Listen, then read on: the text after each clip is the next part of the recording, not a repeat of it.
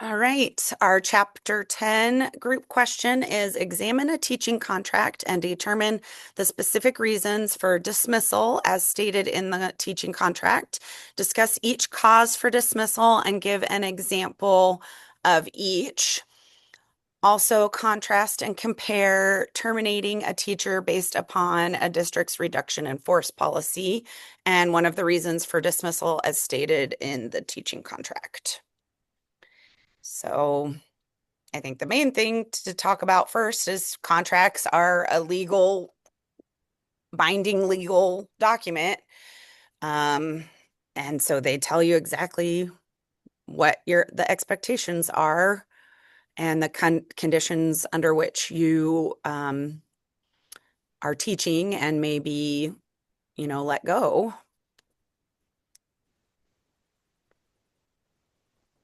I mean, before you can go into anything, one of the biggest things is if a teacher has tenure or not. I know that was kind of in our chapter because the Yeah. way things are handled are very different. I know I'm not because I'm just going into my second year. So, I mean, at the end of any year, they can basically just say, "Hey, we're not reoffering you a contract," and that's kind of it. They don't really have to do anything more. Whereas if you are on tenure, there's a lot more steps that have to happen. Yeah. Agreed. And one of the administrators had said too on that webinar, like the code of conducts, when you sign that contract, you're following those like teacher code of conducts, um, and you're just holding yourself to a higher standard as well.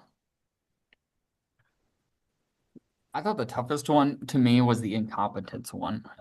Making sure that you have all the documentation that you would need to prove and show that one, as the administrator, you are doing your due diligence. You're doing those informal walkthroughs, however often, into the classroom. You are making sure that all of your formal interviews are completed. I think with the incompetence part, and one thing that I kind of wish that this chapter maybe talked about a little bit more, maybe the book will get into it further, but to not only document and making sure that your bases are covered with the incompetence, but how are you as an administrator? Because even though you're an admin, you're still a teacher. How are you supporting those that you are viewing as might have a lower level of teaching to maybe some of your better teachers? So how are you supporting those guys and coaching them to hopefully not have to let a teacher go due to incompetence? Well, I know I watched one of the previous webinars with administrators. I think it was in 2019 or something that was posted on Canvas. And they talked about this a lot because they said when they first started, because these were administrators who have been in their roles for a long time. When they first started and they saw incompetence, it was more likely that if a teacher just wasn't doing their job, they were probably going to look to get rid of that teacher. Today, with like the low numbers and applications of teachers, they can't, like, if you have a math teacher not doing their job, you really can't afford just to fire that math teacher. You're probably not going to find another one. So they No. talked about what they do when they notice incompetence. And something that I really liked was having the teacher video themselves giving a lesson and then watching it back with an administrator. Because sometimes, if an administrator's coming in your room, it's pretty easy to be like, oh, I'm going to give my best lesson plan. I'm going to have an opener and a closer, and it's going to be great.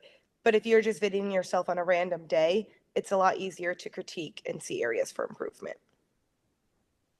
When I interviewed my superintendent, I asked him about this question, and he said that what he saw the most was when they let people go, it was more, when he first started, it was more,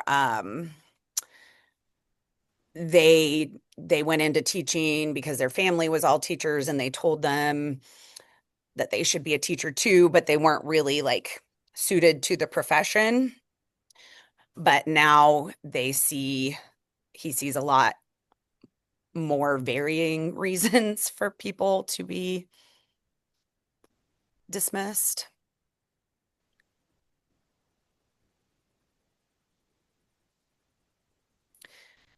I think the book hits on like 6 causes for dismissal, right? So incompetence, immorality, insubordination, neglect of duty, unprofessional conduct, or criminal convictions. So we How- actually had a teacher within our school district, unfortunately, this year that had to go through this process. Um, and you know, just sitting back as another teacher, like watching all this unfold, it's kind of crazy after like reading this chapter and listening to other administrators, like how this actually needs to be handled as an administrator point. Um, and the process is a long process too. Like this teacher was put on administrative leave, investigations have to happen, and then terminations happen. So, like meeting with school attorneys and making sure ducks are in a row, like it's just so important. Um, and I definitely think it's the thing that, I mean, it seems like we're seeing a little bit more of is like that misconduct happening. I don't know, like around West Point, anyways, there's been a handful of schools that I can list that, you've seen this happening. But just like the steps you need to follow, it's definitely a different mindset seeing it from an administrator view versus a teacher view, though. I feel like a lot of teachers think they don't, like they want to know what happened or have more information. So the last 2 years, our district is growing and growing really quickly. So I feel like we're having a lot of growing pains in that. We are putting policies and things in place that haven't necessarily been in place before because we started as a very small district. Um, and so we have a director of student services and an HR person now that we didn't have in previous years.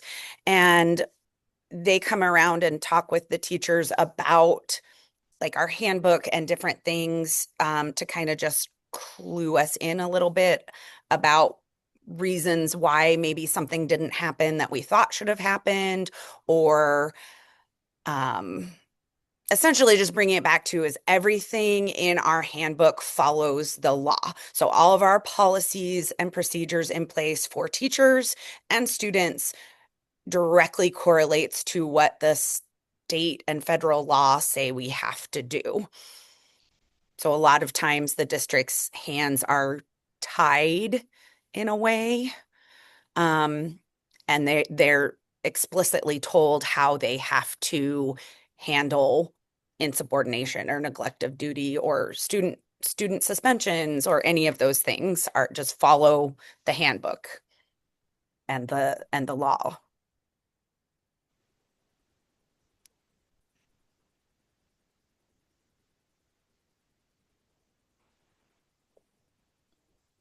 If we look at like, oh, sorry, are you gonna No, go, go Jen? ahead, Alexis. Go ahead. Well, if we want to get into the RIF part of it, termination is more so, like we talked about those six things, something happening there. It's more of an immediate, can be more of an immediate type of situation where we look at a RIF. I mean, a lot of times it's happening because of budget cuts or funding that the schools are receiving. So I feel like that's the big difference between the two of them. Yeah. I think of a few positions that like a school district may have received a grant to be able to hire an individual for a need for the district, but eventually some grants will eventually run out of money, and all of a sudden now the district is hopefully they've planned ahead and looked ahead to that and have started to budget to continue that teacher. But if they don't, then I couldn't imagine being a teacher that is paid off of a grant and then all of a sudden you just don't have a job now. I think that would stress me out to no end. That was actually I had a 3-year grant through Cultural Connections, is what my job was, success coordinator. And I was very fortunate when I took the job. They're like, yes, we will find a spot for you. Like, we will put you somewhere, sped fields, whatever. And I was very thankful and grateful because, yes, it would be very stressful to be like, oh, 3 years and you're done. Good luck. Yeah. I guess I So I, had, oh, sorry, go go, ahead. go ahead. Have I was at gonna it. say, I guess I hadn't really thought about that before, but some of our preschool positions are paid through our foundation, which is essentially a grant to a certain extent. So I don't think I'm, in jeopardy, but you never know. I would hope not. You never know. Unfortunately, there's very little to no funding for preschool education from the federal or state level. So Nope. It's someday, important and we have to have it, but we're not going to make sure you can do it yeah, hopefully someday appropriately. they'll come to their senses a little bit on that one. I I don't know. did look at our school's policy on um, reduction in force. They didn't specify it as reduction in force. I don't remember what they had called it, but very similar to Alexis, that if there is a position that is in jeopardy, we will try to find a place for that person in the district. For example, one of the things that I don't know if my administration is concerned about, but one of the trends that we have seen in the last 6 months is that we have had more of our English as a second language students moving away. And I don't know if it could be for varying reasons. I'll just leave it at that. But a year ago, we hired a teacher that is specifically for our newcomers. So that way, our newcomers, whether that is, she does pre-K all the way through 12. And because we had such a high newcomers population, we needed that position. And now all of a sudden, we have seen a slow reduction in the amount of newcomers and the amount of English as a second language students coming into our district, which at 6 months ago, that was the very opposite. It was that population was growing and growing rapidly. I work in a district that is predominantly, ESL, we have a lot of students. We also notice that.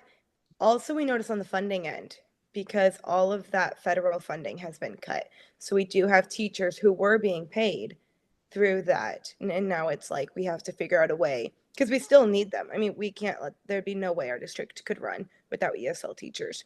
So I know that's something our district has struggled with. I feel like every time I ask about funding or changes that are coming down from the federal level, everyone that I have spoken to at my district tells me that they're not really concerned. Um, but I guess I only know about how that is, within my district. I don't know how other. It's just crazy to think that every 4 years, education policy is going to change. And like I think back to Title IX. Title IX is a very, very big one that during the Biden administration, they tried to grant protections for a specific minority of people. And then this administration came in and completely ex-nayed that. States tried to sue because of those protections. It's just we are entering into a wild, wild west of education. So it's kind of fun to sit back and be like, holy cow, this is just crazy. Well, to tie back into both of them, sorry, I'm kind of like switching back over to our question because it wants us to compare and contrast. I think with both of these, like a rift and a termination, I think that you definitely need to have some type of policy procedure. Jacob, you had mentioned how, like in your school handbook, this is found in there. I just think it's important to know, like, because you don't want to just be like, oh, we're going to rift this person. Like, you should have a process for it. What is the school going to go through? How are they going to do that? And same with termination. I mean, we did talk about reasons for it, but just having a process and procedure and making sure that all of it's confidential as much as possible. Yeah. What I did find interesting is that the book didn't talk about like breach of contract. Like if you were to just not come back, like after Christmas break, you just said you were done and you're breaching your contract. I do kind of wish that the book would have talked more about that because I do think that is interesting. We've had that happen a couple times in the last year. So we had a teacher that left for reasons unknown. I don't know why the teacher was let go. I just know they were let go. And then they brought somebody in to fill the position. And then that person left mid-year. I want to say it was maybe it was maybe a month. They were not in the position very long and they just said it wasn't what they thought and they left. I think we were able to find someone else to fill the role through lots of other teachers kind of picking up the slack and helping out in that role. I hope they were But compensated for that. Okay, well, does anyone have anything else that we should touch on? no. I guess maybe the main differences between dismissal for cause and reduction in force is for cause, it's usually on the teacher, right? The teacher did something or something didn't do something, or it's on the teacher. But reduction in force is not on the teacher. It's not there. They didn't do anything wrong. They weren't at fault in any way. There just wasn't funding. I think we're good. Yeah.